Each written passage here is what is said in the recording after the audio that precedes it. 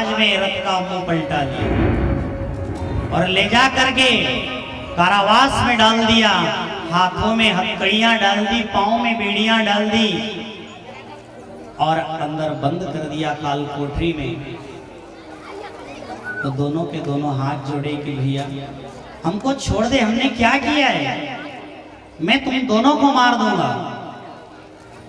पर किसी ने कहा कि इनको मत मारो, इनके द्वारा जो बालक जन्म ले इनसे तो तुमको कोई खतरा नहीं है, पर इनके द्वारा जो बालक जन्म लेगा उसको तुम भले ही मार देना। तो पहला बालक हुआ, बालक का जन्म हुआ, इसने पांव पकड़ा, उठाया, घुमाया और शिला पर दे मारा। साफ रक्त से लाल हो गई धरती, खून खून हो गया। तो साहब ऐसा एक नहीं, दो नहीं, तीन नहीं, चार नहीं, पांच नहीं, 60 बालक ऐसे भये, सो सब मायो कंस और प्रगट्यो पाप रयो नहीं कछुक पुण्य को। धरती कांप गई, साहब घबरा गई कि हे प्रभु मुझे इस संसार में रहने वाली कोई चीज का भार नहीं लगता है, मुझे कोई चीज का वजन नहीं लगता है, मेरे को कोई चीज का भार नहीं पड़ता है, मगर ये दुष्ट बालकों की हत्या कर देता है और पकड़ता है और उस शिला पर दे मारता है, निर्दोष बालक की हत्या कर देता है। प्रभु रक्षा कीजिए। उस धरती ने गाय का रूप बनाया और भगवान के दरवाजे गई, क्योंकि भगवान गाय की जल्दी सुनते हैं, ब्राह्मण की जल्दी सुनते हैं। विप्रधेनु सुर संगहित लीन मनुज अवतार, निज इच्छा निर्मित तनु माया गोपाल। भगवान के सामने गाय का रूप लेकर के गई धरती माँ, देवताओं को साथ लेकर के गई। प्रभु अब आइए और उस दुष्ट को रोकिए, उसका कुछ कीजिए, मेरे से भार सहन नहीं होता है, ये पूरी धरती नष्ट हो जाएगी, या तिनका भी नहीं बचेगा। हे नाथ दया करो, हे नाथ दया करो, हे प्रभु दया करना, लाज बचाना मेरे सांवरिया।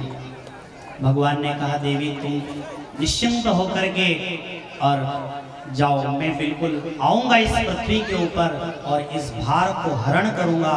भगवान ने सर्वप्रथम शेष जी को भेजा, बलराम जी महाराज का अवतरण हुआ। बोलिए दाऊ दयाल की, बलराम जी महाराज की। सारे देवी देवताओं से कह दिया कि तुम तो जाओ, कोई ग्वाला बना है, कोई गोपी बना है, और साहब किसी को कुछ न भी मिला तो उन्होंने कहा कि हे प्रभु ना कुछ बन पाए तो कोई बात नहीं, मगर उस ब्रज की, उस ब्रज मंडल की केवल घास बना देना, इतनी दया दृष्टि हमारे ऊपर कर देना। तो कोई गोपी ग्वाला बना है और कोई वहाँ की ब्रज की रज बन गया, कोई वहाँ की घास बन गया है। 8वां गर्भ भगवान स्वयं गर्भ में आए और 8वां गर्भ पीड़ित होने लगी। 7वां गर्भ तो निकाल के बलराम जी महाराज का जन्म हो चुका था महाराज रोहिणी के द्वारा। इधर आवाज लगाई, पीड़ा होने लगी, हे भगवान ये रात के 12 बजे ये पानी गिर रहा है, रात्रि का समय है, और ऐसे समय में कौन से डॉक्टर के पास जाएंगे, कैसे डॉक्टर को जगाएंगे और कौन आएगा, और अभी तो जाएंगे कैसे, यहाँ तो हाथों में हथकड़ी पड़ी है, पाँव में बेड़ी पड़ी है, गर्दन भी पड़ी है।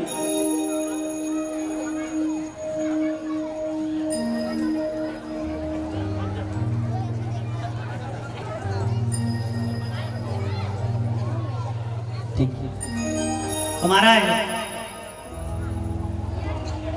बड़ी पीड़ा होने लगी, तकलीफ होने लगी, तो वो भगवान को बुलाते हैं।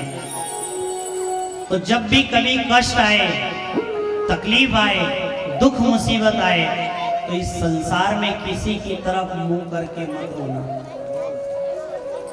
जैसा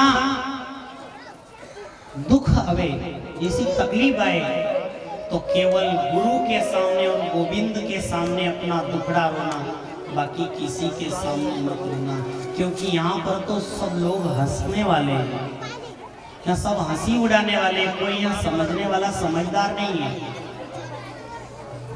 क्योंकि जब घाव आपके पांव में होता है और उसी घाव को आप खोल करके किसी को दिखाओगे तो लोग कोई मुंह बंद करेगा, कोई आंख बंद करेगा, देखना पसंद नहीं करेंगे। किसी ने कहा कि भैया मेरे पांव में घाव पड़ गया है, छाला आ गया है। अरे देख तो सही कितना बड़ा छाला है रे, दर्द के मारे तड़प रहा हूँ, मुझे सूझ नहीं पड़ रही, मैं क्या करूँ, तेरे को दिखा रहा हूँ तो देख तो ले। मैंने कहा कि एक काम कर यार भैया, तू तो इसको बंद कर ले, ढांक ले इसको, मैं नहीं देख सकता। क्यों? अरे तू तो मेरा परिवार का है, तू मेरा रिश्तेदार है ना, देख तो सही। मैं तेरी तरफ नहीं देख पाऊंगा, उसको तू मेरे को मत बताए। संसार की तरफ बताने जाओगे तो लोग हंसेंगे, आंख बंद कर लेंगे। और इन्हें कहा कि देखो अब क्या करें, एक काम करो, डॉक्टर के पास चलते हैं। डॉक्टर के पास गए, डॉक्टर से कहा डॉक्टर साहब आप भी मुंह बंद कर लोगे, आप भी आंख बंद कर लोगे? कहा कि भैया मेरा काम ही है संसार का दुख मिटाना, तकलीफ दूर करना, तू फिक्र मत कर, मैं आंख भी नहीं बंद करूंगा, मुंह भी नहीं बंद करूंगा, मैं तो बेहिचक तेरा इलाज कर दूंगा, तू बैठ यहाँ पर। थोड़ी देर उसको बिठाया, रुई से साफ किया, जो भी दवाई लगानी थी दवाई लगा दी, पट्टी लपेट दी। उसके बाद में साफ वो घाव ऐसा लगे मानो कि पूरी तरह सुधर गया है। तो आपसे भी एक निवेदन है कि संसार को कभी छाला दिखाने जाओगे तो संसार उस छाले से मुंह मोड़ लेगी, मगर परमात्मा के सामने अपना मन का छाला हो तो उसके सामने प्रकट कर देना कि नाथ तेरे सुपुर्द है मेरी गाड़ी, मेरी गाड़ी तेरे हाथ में है। हे दीन बंधु भक्त वत्सल भगवान दया करना, हे नाथ दया करना। तो भगवान अवश्यम भाविनो वो सबकी सुनता है, सबकी सुनता है। डॉक्टर के पास जाने की बात, डॉक्टर तो है, बड़े से बड़ा घाव ठीक करता है, बड़े से बड़े रोग को काट देता है, बड़ी से बड़ी बीमारी को हटा देता है। तो केवल एक ही आसरा रखना, एक ही भाव रखना, एक ही आस्था रखना, श्री कृष्ण शरणम मम, श्री कृष्ण शरणम मम। कि जिस समय भी बुलाओ वो प्रकट हो जाए, जब भी बुलाओ वो सामने आ जाए। तो दोनों हाथ जोड़ करके बैठे। अब देखो यहाँ पर ये किनकी कथा हो रही है? ये भगवान के माँ और पिता हैं, ये भगवान के माँ बाप की कथा है साहब, जिनको हाथ का कंकण डोरा नहीं छूटा था, मेहंदी नहीं उतरी थी, हल्दी नहीं छूटी थी, और उनको कारागार में दुख भोगना पड़ा। और यहाँ कभी कोई भगवान को एक बार अगरबत्ती लगा दे तो वो कहे कि साहब हमने भगवान को अगरबत्ती लगाई और भगवान हमारा संकट नहीं काटे। अरे भगवान ही तो संकट काटता है, किसने कहा? वो ही संकट काटता है, पर समझने वाला उसको समझ नहीं पाता है। क्योंकि ये कष्ट अगर जो शरीर में आया है, कोई को अगर शारीरिक दुख भी है, कोई को शारीरिक तकलीफ भी है, तो भगवान को याद करना, भगवान को भजना।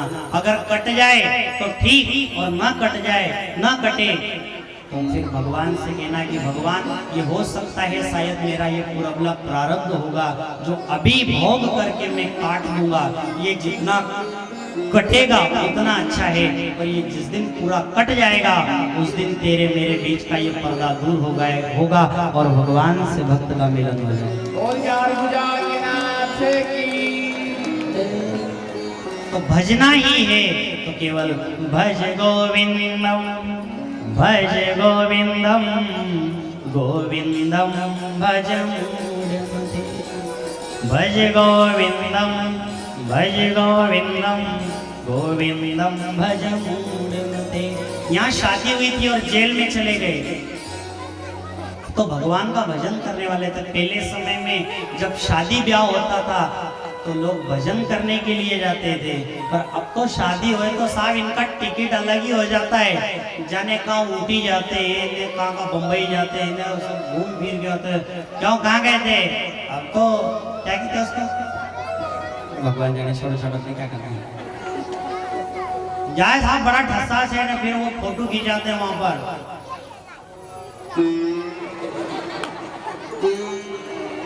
ये आपसे एक बात कही थी, ऐसा मुंह को बनाओ ना। अच्छा भला भगवान ने मुंह दिया, वो क्या बकरी जैसो बने मारे। फिर फेसबुक पे आए, फेसबुक पे आता है इन्हें, व्हाट्सएप पे आता है इन्हें, जाने कहाँ जाता है। क्यों, क्या किया इन्हें? ये क्या करो, भगवान का भजन करने गए थे? नहीं, फिर हंसी थोड़ी फोटो खींचा है, हंसो आपको थोड़ा लगा।